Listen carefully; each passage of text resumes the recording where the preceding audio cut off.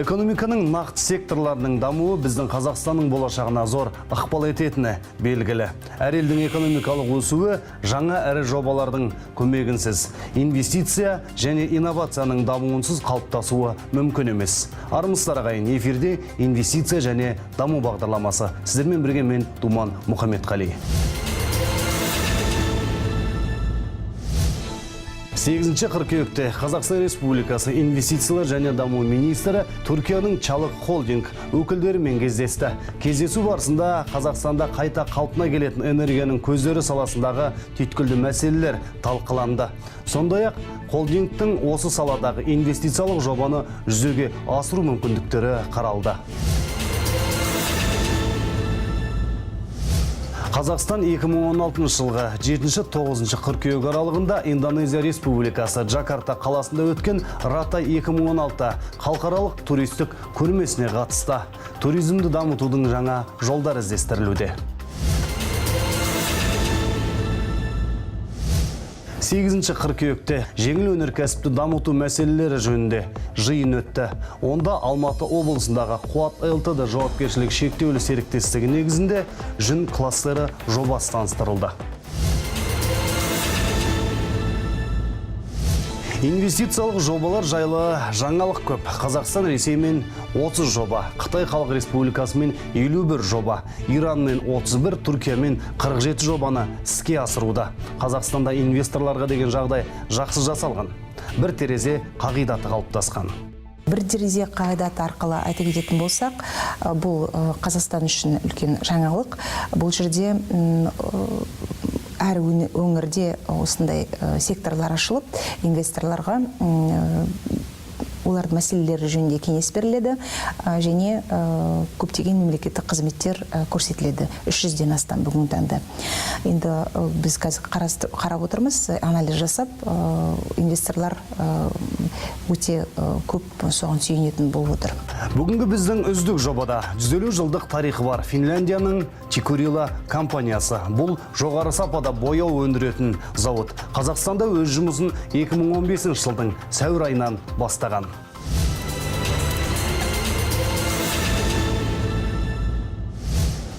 Tikkurila 1862 жылы іргетасы қаланған кәсіпорын.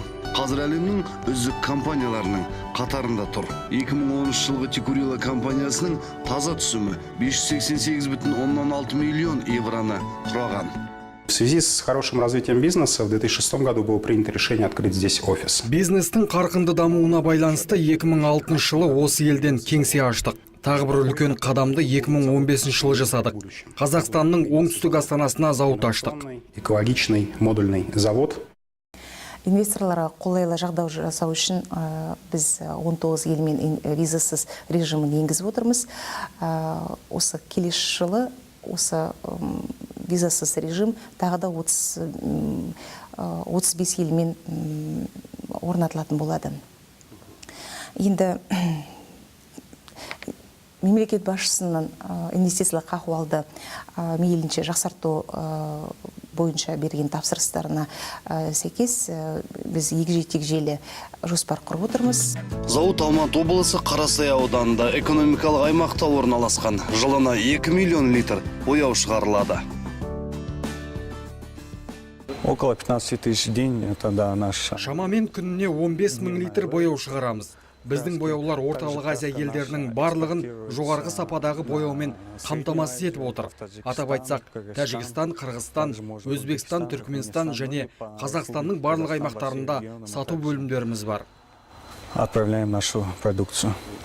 Енді сіздерге бояудың бұл зауытта қалай жасалатынын таныстырайын. Ең бірінші тек картаны аламыз, қандай краска істейтінімізді қараймыз, дежаны аламыз. Қазан дейді ғой, қазақша. Ішінде қанша су бар, соның бәрін өлшеп шығаруымыз керек. Таразыға ақырын қоямыз. Дежада 456,5. Ол жалпы салмағы. Картамызға жазамыз, ішінде 18 килограмм су бар деп бұлай жазып қоямыз. Сосын келесі осы жерде этилен гликоль деген теореміз бар. Осы жерде краннан қосып жібереміз. Этилен гликоль 39 килограмм қоямыз. Déjà енді краска істеуге дайын. Осылайша берілген нұсқаулық картасы арқылы жұмыс жалғаса береді. Красканың бірінші жартымын істеп жатырмын. Соған 840 оборотта кальций салып жатырмын. 26 бишок салынады. Барлық құрамды бөліктері қосылып, шелектерге құюға дайын болған бояу. Бұл бір бөшкеде бір дежада 1 тонна 200 литр бояу сияды екен. Сондай-ақ бір қызығы бұл зауытта бояу тек ақ түсінде ғана шығарылады.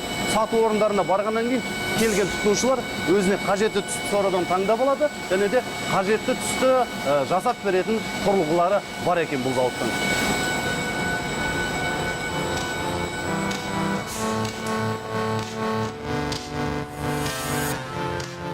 Бояу құтыларға құйылмас бұрын зертханада сапа бақылауынан өтеді.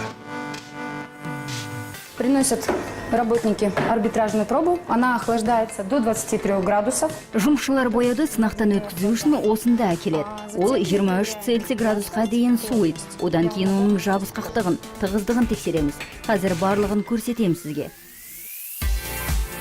Это краска фасадный универсал. У нее внутренняя норма 96-102. Бұл әмбиба бояу оның ішкі нормасы 96-да 102, яғни бояу толықтай сынақтан өтеді. Сапа бақылауынан өткен бояуларды енді құтыларға құюға рұқсат береді. Барлық қажетті құрамды қоспалары қосылған бояу мынандай бөшкемен осы жерге жеткізіледі. Бұл держа деп аталады. Держадан компрессорлы насос арқылы шелектерге құйылады. Одан кейін бұл шелектер мынандай европалеттерге тиеледі. Әрмен қарай сырты арнайы целлофанмен оралып, өзінің қажетті тапсырысына немесе өзге елдерге жөнелтілетін болады. Бағана зауытта жүрген кезде мен сіздерге айтқан едім, зауыттан шығатын бояулардың барлығы тек ақ түсті ғана шығады. Сонан кейін сату бөлімдерінде тұтынушы келіп өзіне қажетті түстің бірін таңдап алады. Қазір Тикурила дүкендерінің біріндеміз. Осы жерден бір түстің қалай жасалатынын көзбен көрейік бірге. Мен мысалға сұр түсті таңдаймын. К499 түсін таңдаймын. Міне мына сұр түсті таңдасам істесем.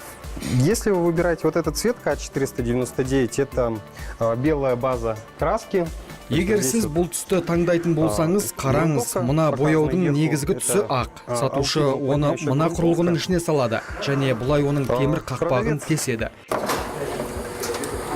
Міне ақ түсті екенін көрдіңіз ғой. Қайтадан орнына қоямыз. Міне енді компьютерден бояудың түрін таңдаймыз. Және сіз таңдаған түстің кодын тереміз. Сіз таңдаған түс гранит деп аталады екен. Мына жерде бояудың рецептіне дейін көрсетіліп тұр. 7 мл қара пигмент қосылған, 6 мл қызыл түстен, 6,2 мл сары түстен қосылған. Осының бәрі қосылғанда сұр түс шығады деген сөз. То есть банка закрывается крышкой. Міне енді миксерге қоямыз, араластырамыз.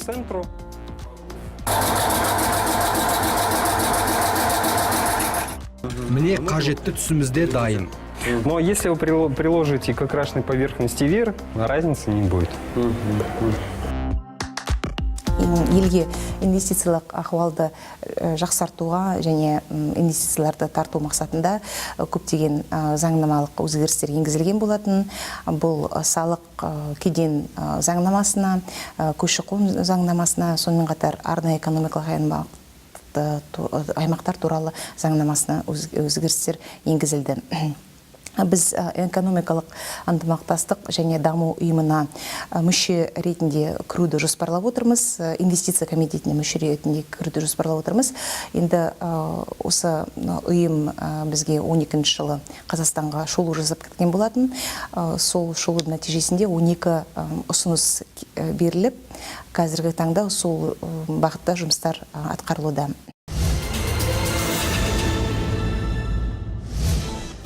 Бүгінгі айтарымыз осы ағайын. Әр аптада инвестиция мен инновация саласында жасалып жатқан жаңа қадамдар жайлы бізбен бірге біліңіздер. Жақсы күнде жүздескенше аман сау болайық.